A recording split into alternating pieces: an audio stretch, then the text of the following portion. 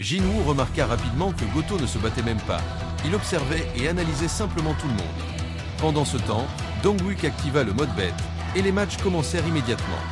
Beak affronta le gars au masque tandis que les autres se lancèrent à fond. Le combat débuta avec un Gatling à mana pour donner le ton. Deux était submergé par Speedster, mais au lieu de paniquer, il utilisa la vitesse de son adversaire contre lui. Pendant ce temps, une flèche de mana faillit surprendre le gars au chignon, et il ordonna immédiatement à son équipe de se concentrer sur Te en premier. Mais ce n'était pas le moment de baisser sa garde. Il détourna le regard une seconde et faillit recevoir un coup de pied volant en pleine face. L'arène était construite avec les pierres magiques les plus solides de Corée, mais ses chasseurs la déchiraient comme du papier.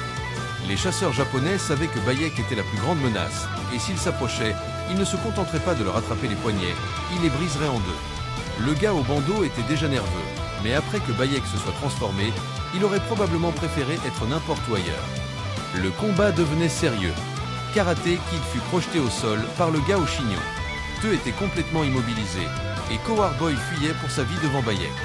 Pendant ce temps, Cha ne laissait aucune respiration à son adversaire. Elle bougeait avec une telle fluidité qu'on l'appelait la ballerine. Après avoir vaincu son adversaire, elle courut pour soutenir Bayek, mais le lâche tenta de l'attaquer par derrière. Erreur. Elle le frappa si fort qu'il faillit voler hors de l'arène. Mais maintenant, les choses devenaient sérieuses. Il activa le mode Berserker, ce qui signifiait qu'il ne s'arrêterait pas avant que quelqu'un ne soit éliminé, et Goto s'en moquait complètement. Kumamoto était si rapide que Cha avait du mal à suivre. Il utilisait la fumée pour cacher ses mouvements et aller pour la mise à mort, mais Jinwoo apparut soudainement, bloquant son attaque sans effort et le critiquant pour être allé trop loin. Kumamoto était furieux, mais avant qu'il ne puisse réagir, Jinwoo l'avait maîtrisé. Goto regardait, incrédule. Il n'y avait aucun moyen que ce gamin soit juste un serviteur. Jinwoo se tourna vers Cha et dit qu'il devrait compter cela comme une défaite puisque Bayek était déjà hors combat. Mais maintenant, les choses devenaient encore plus intéressantes. L'assistant de Goto s'approcha et invita Jinwoo à affronter Goto lui-même. Pas besoin de traduction, c'était évident ce qu'il voulait. Et comme Jinwoo voulait tester sa puissance après avoir conquis le château des démons, il n'allait pas reculer. Mais Goto n'aima pas ce sourire narquois sur le visage de Jinwoo. Le traducteur relaya le message. Jinwoo accepta, mais à une condition, Goto devait y aller à fond. Ce gamin était trop confiant, et le public était stupéfait. Qui, dans son bon sens, défie le deuxième chasseur le plus fort d'Asie comme ça? Cha savait que Jinwoo pouvait affronter seul un boss de donjon de rang A. Mais pourrait-il battre Goto? Elle demanda à Bayek s'il devait arrêter ce combat. La réponse logique était oui, mais personne ne voulait rater ce match. Jinwoo s'étira un peu et se prépara. Avant qu'il ne puisse cligner des yeux, Goto lança un énorme coup de poing droit sur son visage. Tant pis pour lui, Jinwoo esquiva juste à temps, et Goto réalisa que ça n'allait pas être facile. Jinwoo pouvait dire que Goto était plus fort que tout chasseur qu'il avait affronté auparavant, mais toute cette force ne signifie rien si tu ne peux même pas toucher ton adversaire. Ryuji augmenta la vitesse dès qu'il vit Jinwoo sourire à nouveau. Le public était déjà sous le choc que Jinwoo puisse esquiver des coups de poing à la vitesse de la lumière, mais Cha fut la seule à comprendre. Jinwoo n'était même pas sérieux encore. Il ne faisait que jouer avec Goto, testant sa force. Goto réalisa que s'il n'y allait pas à fond, il pourrait vraiment perdre face à ce gamin. Alors il décida de simplement le tuer sur le champ. Il lança un coup de poing météore, frôlant Jinwoo de justesse. Jinwoo savait que si ça continuait à escalader, il aurait à nouveau une quête du type tue ou sois tué. Alors il attrapa le poing de Goto en plein vol et sourit, disant « Tu as failli perdre un œil là ». Puis il ajouta « Je n'ai pas attrapé ton poignet par accident, car je ne veux pas que ça se termine trop vite ». Leurs auras explosèrent, secouant toute l'arène. Les gens avaient l'impression que tout l'endroit serait réduit en gravats si ces deux-là continuaient. Alors Bayek et Cha se précipitèrent pour retenir Jinwoo, tandis que les chasseurs japonais maîtrisaient Goto. Après tout, ils avaient un raid énorme sur l'île de Jeju bientôt. Ils ne pouvaient pas se permettre de mourir. Les choses se calmèrent enfin, et Jinwoo finit par évaluer tout le monde. Mais le plus fou, aucun de ces chasseurs de rang S n'avait remarqué les soldats d'ombre de Jinwoo tapis juste sous leurs pieds. Plus tard, pendant les préparatifs du raid sur l'île de Jeju, Jinwoo rencontra le président pour discuter du raid à venir. Pendant ce temps, Goto était au téléphone, disant que les chasseurs coréens étaient assez forts pour rivaliser avec le Japon. Mais ensuite, Tout le monde, Goto, Sha et Bayek, fut stupéfait d'apprendre que Jinwoo ne participerait pas au raid.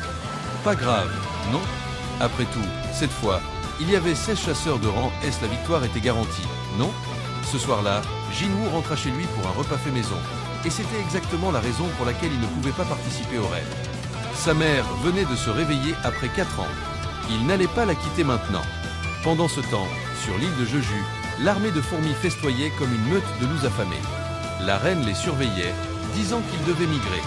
Ils avaient déjà tout mangé, mais elle ajouta « Nous avons besoin de soldats plus forts ». Et c'est ainsi qu'elle révéla sa dernière création, l'être le plus puissant que ce monde ait jamais vu. Et sans trop spoiler, ce que cette chose fait aux chasseurs? Ouais, c'est même pas juste. Cette chose venait d'éclore, mais dégageait déjà une énergie monstrueuse.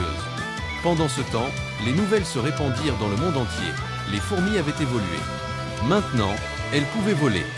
Les gens se mobilisèrent pour défendre leur pays contre cet SM volant cauchemardesque. Et puis, le jour du raid sur l'île de Jeju arriva enfin. Le raid commence. Tous les navires militaires s'alignèrent, tandis que Park Jong-su menait les chasseurs de rang inférieur pour protéger la Corée. En même temps, les chasseurs de rang S firent leurs adieux à leur famille. Ils montaient dans les hélicoptères, prêts à entrer en enfer. Ça, c'est du patriotisme. Même les chasseurs plus faibles se portèrent volontaires pour défendre la nation. Le président lui-même fut choqué par le nombre de chasseurs qui s'étaient portés volontaires. Et puis vint la plus grande surprise. La mâchoire de Bayek tomba quand il vit que Min Bang-gu avait enfin cessé d'être un lâche. Maintenant, ils avaient un soigneur de rang S de leur côté. Pendant ce temps, l'équipe de Goto avait déjà atteint le centre de l'île. Il donna l'ordre, tout le monde en position. Un chasseur de rang fut même envoyé avec l'équipe coréenne pour diffuser en direct tout le raid. Les gens pensaient que c'était une condamnation à mort, mais il haussa les épaules, disant « Ne vous inquiétez pas, j'ai filmé dans des endroits bien pires ». L'équipe d'attaque était prête. Le président donna le signal. Le 4e raid sur l'île de Jeju avait commencé. Les chasseurs japonais libérèrent une quantité ridicule de mana pour attirer tous les soldats fourmis, mais les volants visaient directement l'hélicoptère. Four Eyes intervint, disant « Ne vous inquiétez pas, je m'en occupe ». Ils ouvrirent la trappe et il fit pleuvoir des flèches enflammées, explosant les fourmis en plein vol. Mais certaines survécurent au feu d'artifice, alors il dut lancer une boule de feu pour finir le travail. Pendant ce temps, Sha était surexcité. Aujourd'hui était enfin le jour où ils allaient éliminer ces fichues fourmis. C'est l'heure d'atterrir, les gars. Les chasseurs japonais devaient retenir l'armée de fourmis pendant 1 heure, ce qui signifiait qu'ils avaient exactement ce temps pour éliminer la reine. La marine japonaise lança son signal d'interférence pour empêcher les fourmis de recevoir les ordres de la reine.